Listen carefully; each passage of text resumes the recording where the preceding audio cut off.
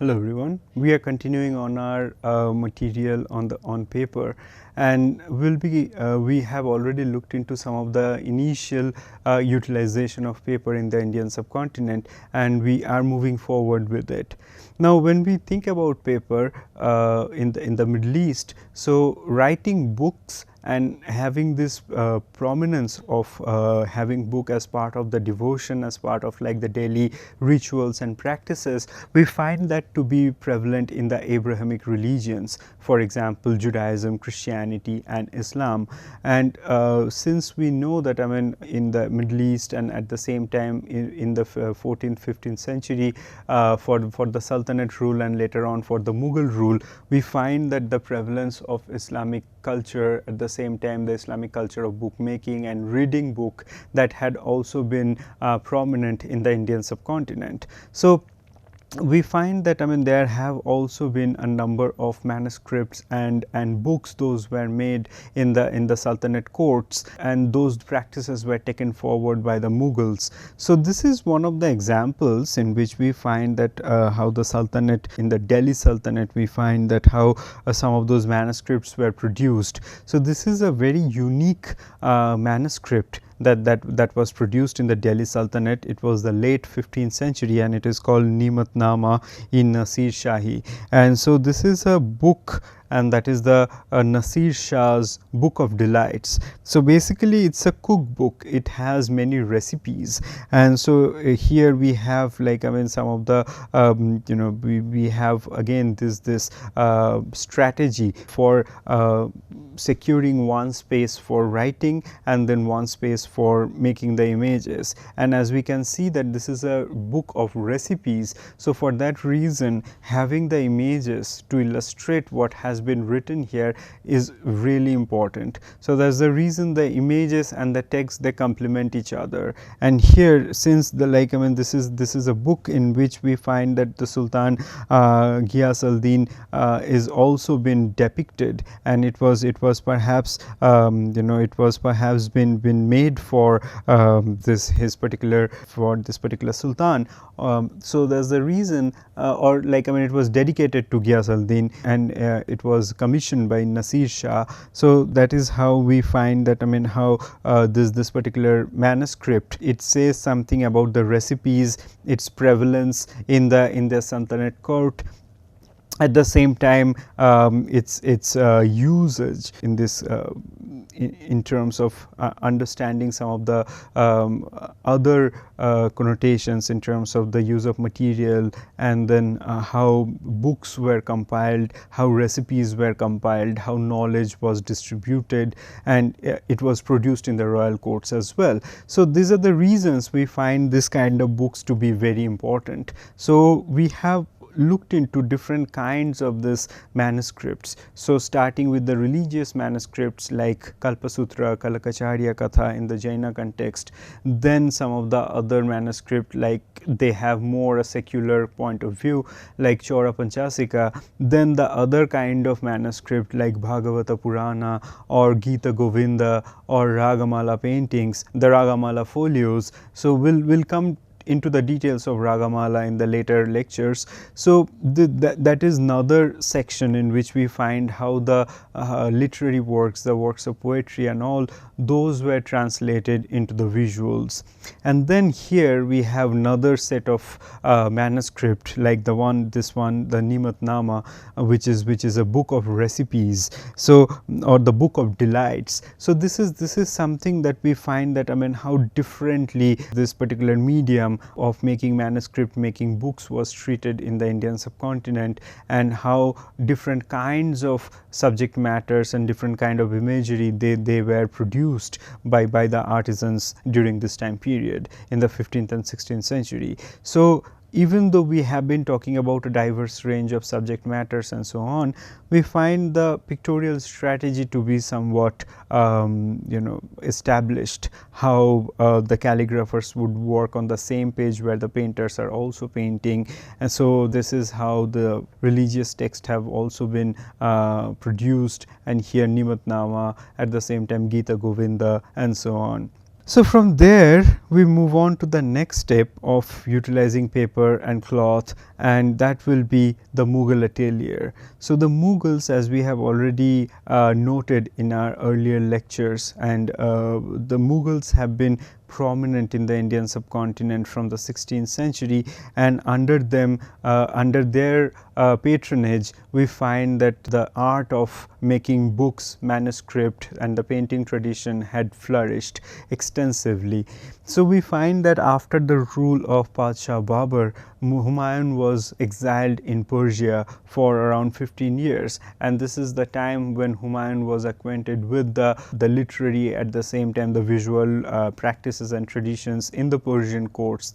And then from there, when he moved back to the Indian subcontinent, and slowly during Akbar's time period, we find then when this the Mughal Sultanate was much more sort of unified, and then it was strengthened further. So, during this time we find that Akbar had made this atelier in his royal court in Agra, and there we have the court artisans and the master artisans. Some of the master artisans, we find them to be invited from the courts of Persia, and the Persian artisans, they have traveled to the court in Agra, and then they were also in charge to train the local artisans, the painters. So, that is how this eclectic form of painting that came into being in the Akbar's court, and that is, it was a combination of the Persian traditions, the local Indian traditions, and a combination of both. And later on we also find that the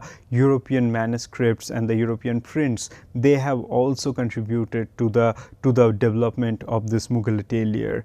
So, why I say atelier, it's because it's a workshop process or the karkhana process in which the entire work take place. We'll go into the details of karkhana slightly later.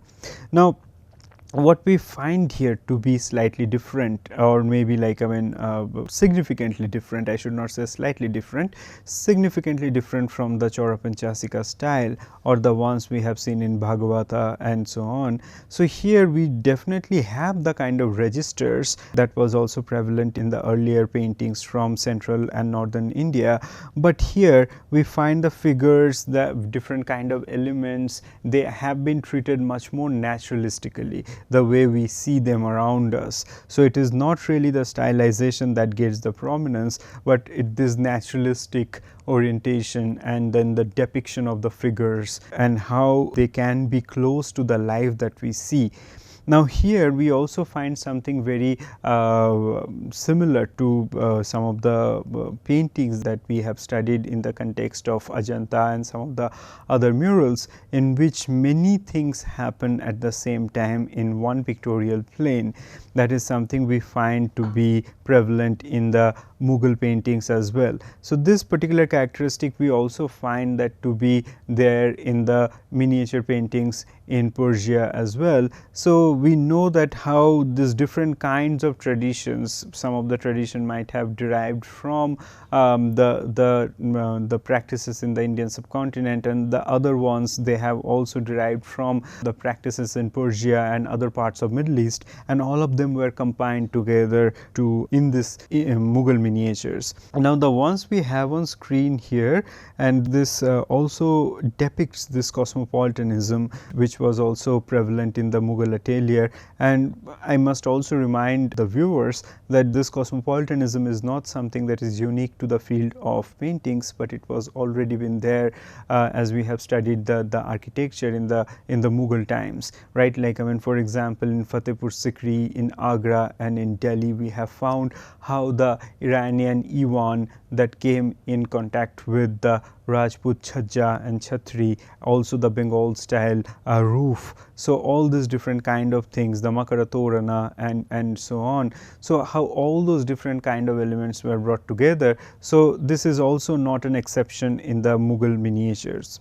Now, the one we have on screen, this comes from this particular manuscript that is called Hamzanama, or the travels and adventures of Amir Hamza, who was uncle to Prophet Muhammad. And Hamzanama, the journey and the stories of Amir Hamza, was one of the favorite stories of Emperor Akbar. So he commissioned this unusually large paintings on cloth and mounted on paper. So those images, and some of them, their size comes around like 81 to 64 centimeters. So they are unusually large in comparison to the manuscript paintings and even the other miniature paintings, those we find to be produced in the Mughal atelier. However, we find here that the kind of the colors those are used, the kind of space division, the eye for detail, each and every detail, the way they have been executed, and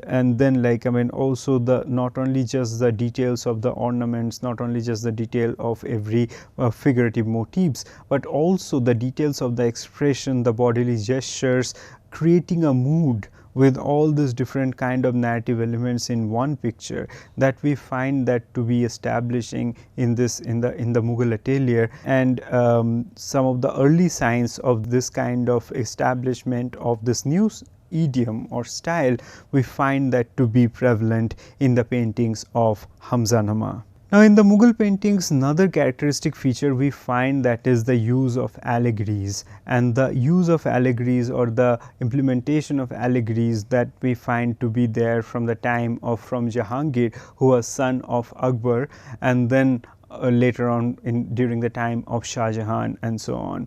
So, this particular issue about the use of allegory, as we find, that was also addressed by scholar Eba Koch in her essays. And what we find here to be interesting is that there are different kind of these motifs. Some of them they came from the European sources, some of them they came from the Indic literary traditions, and some of them, of course, they had their roots in the Persian miniatures. So, for example, the one we have here, and both these images that we have on screen, they have their allegories. So, the one we have in the left side, that came from one of these albums, and this is called the Allegory of Spring, the triumphal procession with the classical gods, heroes, and personification spring.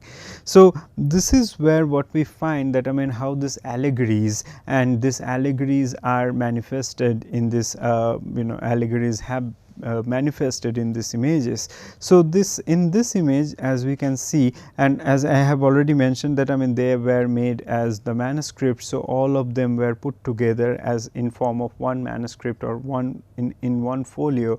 And so, they were not really meant for displaying them onto the wall, but they were always been made for reading them like this, to hold them close to the reader, see them, read them. And that is the reason miniature paintings also have tremendous amount of details, so that people can take them in front of them and see them or engage with them over time.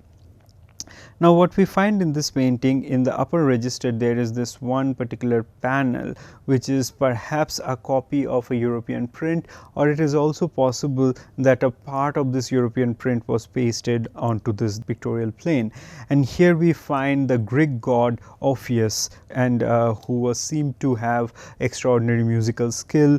Also, he was considered to have this prophetic quality, and his deep relationship with the arrival of spring.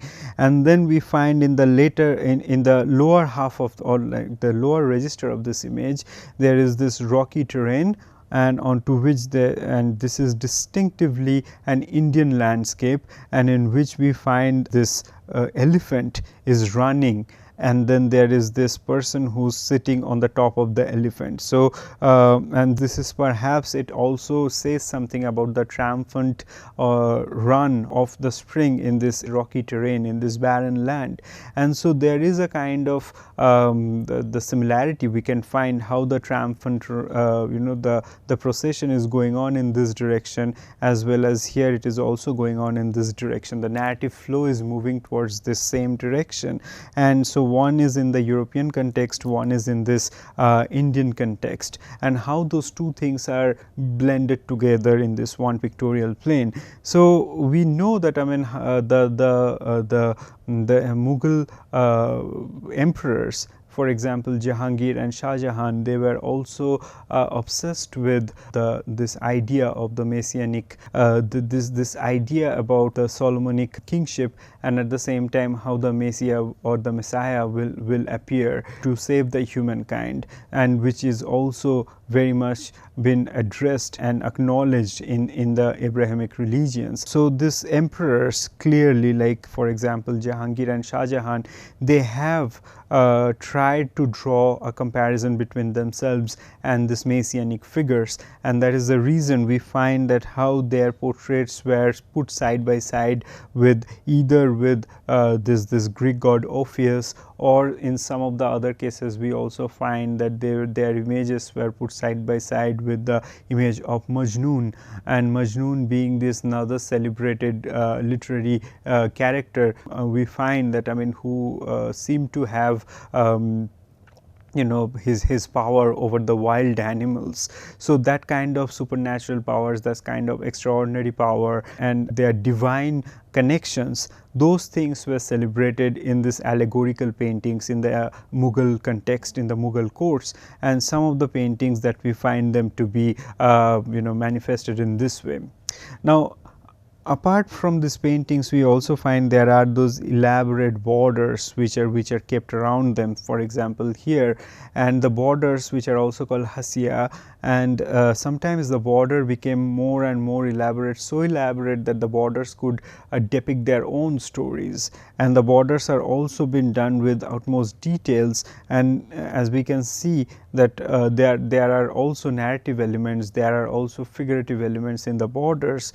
It's not just the creepers and ornamental motifs. So that is how there was a kind of this idea of the pictorial frame moving beyond the frame, how the relationship between the elements within the frame, outside the frame can be set up. So all these different kind of experimentations, we find them to be prevalent in the Mughal miniature paintings, and how they have also contributed to making and nurturing the allegories which the emperors were interested in. Now, moving on to the image in the right side, here we have another image, and this one shows the Emperor Shah Jahan. So this is an image which is painted by Hashim, and Hashim shows that the Emperor Shah Jahan standing upon a globe. It was painted in the early half of 17th century. It was painted in 1629, and it's an opaque watercolor on paper. And here what we find, and there is also inscription onto this painting, for example here and few other places in this image as well. So we see that, I mean, there was a shift during Jahangir's time, and it became more and more apparent during Shah Jahan's time period as well, that in some images it was deliberately the narrative elements, like the high narrative qualities and different kind of narrative details in every parts of the image, the way we have seen in some of the early miniature paintings, for example the one in the left side of the screen, or the one we have seen earlier in Hamzanama. Those things were avoided, and the attention came into be in the figure at the center. So here we have the image of Prince Khurram, who had, you know, who had been the emperor by that time, and when he was the emperor, he was newly named as Shah Jahan, or the Shah, or the king of the entire world, and that is the reason he was interested to show himself on the top of the globe. So we see the idea of the globe that also has this European connection, that how in Europe by that time in the early 17th century, this idea of globe being the, you know, this spherical this entity, instead of, like, I mean, being something that is flat. So those things have already been established, and with the arrival of the European prince, with the European travelers and ambassadors in the Mughal court in Agra, we find that those knowledge was also been transmitted to the royal court, and how those knowledge was seamlessly merged into the miniature paintings in the in the Mughal context. So these are some of the things we find, that if this globe that we find to be one of the European element, some of the other elements will be the utilization of this cloud, the cloud that we also find during this time in the Italian frescoes and the other paintings in the canvas paintings as well. This dramatic cloud and the angels or the putti, they are appearing from the cloud to greet the central figures. So in the Christian context, we find that either there is the image of Virgin or Jesus or the important Christian saints or the royal figures who will be greeted by these puttis. And here we have how the putti, they are greeting this emperor, right, and who's standing at the center of this image. So here we have this figure who's carrying the the crown, the royal crown. Here we find this figure who's carrying the sword of Shah Jahan, and at the center stage we find that this figure who's carrying this chhatra or the umbrella on the top of this head. So having a chhatra or having an umbrella, this also comes from a very Hindu idea of being a chakravartin or someone who's elected as the emperor. So in this image, in this way, we find that there is an acknowledgement of this different kind of customs, practices, those were prevalent in the Indian subcontinent, and they were seamlessly merged with the European notions of kingship. At the same time, the glorification, how the glorification of this central image, how that also owes a lot to the European traditions of depicting this divine figures. And then the other European character we will also find that to be this halo around the head. Even though we have seen halo in the earlier context in the sculptures of the Indian divine figures, but here you can see that how the halo, it's almost like emanating the light from it. The treatment of this halo, that is much more subdued, but at the same time it glorifies the central figure. That's something we find though that had a lot to do with the contemporary frescoes and other paintings in part of Western and Southern Europe. The other things, apart from the European influences, we also find there are some of the other very important political messages. So for example, in the globe we find there is a close correlation between this lion and a ship. So these two are sitting there together, and here what we find that the lion and ship, they are not just there as animals, but lion was a symbol of the Mughal dynasty, whereas ship was a symbol of the Safavid dynasty of Persia.